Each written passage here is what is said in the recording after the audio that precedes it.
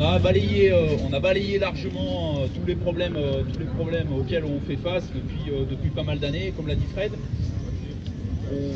Il faut parler plus fort. On a cru comprendre que les discussions reprendraient à partir du mois d'avril. Donc nous, ça n'empêche pas de notre côté d'activer ce qu'on a dit qu'on allait faire, à savoir balancer les recours. On a d'autres recours qui vont être aussi au travers du CHS. Donc on va saisir le CHS pour pouvoir activer des recours et faire avancer la situation. Voilà, simplement pour vous tenir au courant de ça. Il y a Grégory Allion qui doit passer aussi quand il aura fini de voir Quentin. Donc, Grégory Allion, c'est le colonel qui est conseiller technique pour la sécurité civile à Manuel Valls, qui doit passer nous voir et qui discutera un moment avec nous. Alors, Quentin est en entretien individuel avec Monsieur Valls. Moi, je vous invite à rester et on l'attend pour pas qu'il soit tout seul quand il sort. Voilà. Et puis, on l'a invité, Monsieur Allion, à venir vous voir parce que ce qu'on a exprimé dans nos propos qui sortent du cœur sur l'état d'esprit actuel, sur l'état des troupes aujourd'hui, on l'a invité à venir et puis que vous lui disiez bune à bune la réalité de ce qui se passe dans nos centres. Donc, faut être patient un petit peu, il va venir vous voir. Et puis, vous pourrez discuter directement avec lui pour exprimer vos désagréments. Je vais laisser la parole, si vous me permettez, à André Goretti, qui est le représentant national de la Fédération autonome des PATS et des sapeurs-pompiers de professionnels. National de l'Isère. Je suis cosmopolitain, oui. Ma venue, particulièrement, elle était pour Quentin.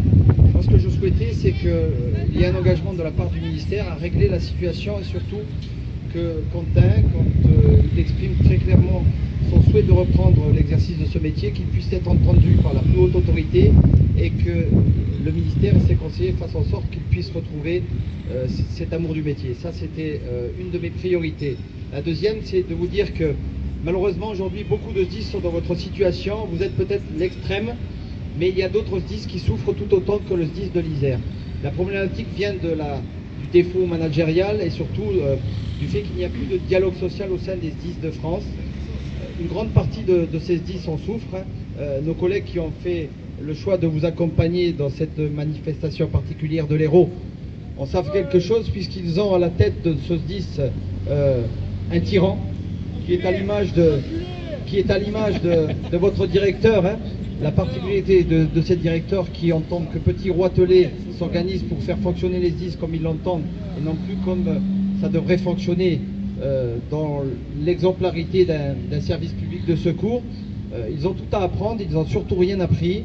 Et moi, ce que je regrette dans le discours de votre président, c'est que le président a fait de ce conflit un conflit d'organisation du temps de travail. Il oublie totalement que vous souffrez d'un problème managérial et d'un problème de dialogue social.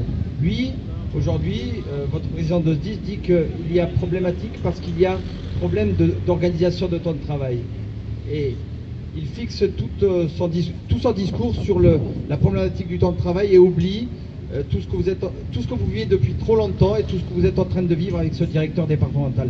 Mais la particularité de votre directeur aussi, c'est d'être président de l'OSDIS et de faire de son fonctionnement de SDIS l'exemplarité pour tous les autres directeurs des SDIS de France. Alors il essaye, au travers de ses messages, si vous avez le temps de prendre connaissance des différents communiqués de l'OSDIS, il essaie de faire du SDIS de l'Isère l'exemple même de ce qu'il faut faire pour tous les autres SDIS de France, avec son DDA, parce qu'il a aussi la particularité d'être bien accompagné.